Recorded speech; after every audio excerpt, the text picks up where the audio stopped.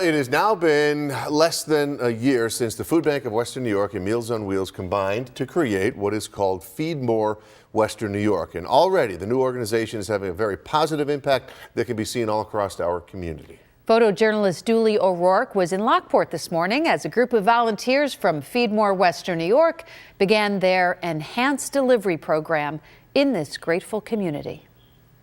You're going to have an oven.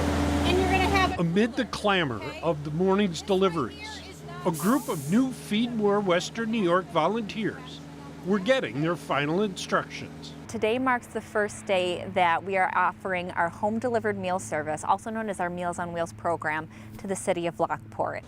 Meals on Wheels has been serving Lockport for close to 50 years, but now they're part of the larger FeedMore Western New York family. Through FeedMore Western New York, these new Lockport clients will be able to take advantage of 6 therapeutic diets.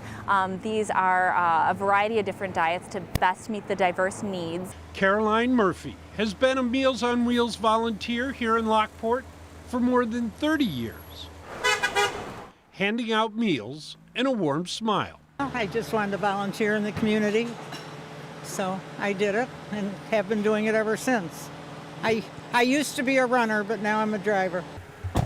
Today, Caroline is driving her cousin, John Tracy, as he makes the run to the doors of the folks who get more than just a hot or cold meal. Well, they appreciate it a lot, and because they can't do it themselves.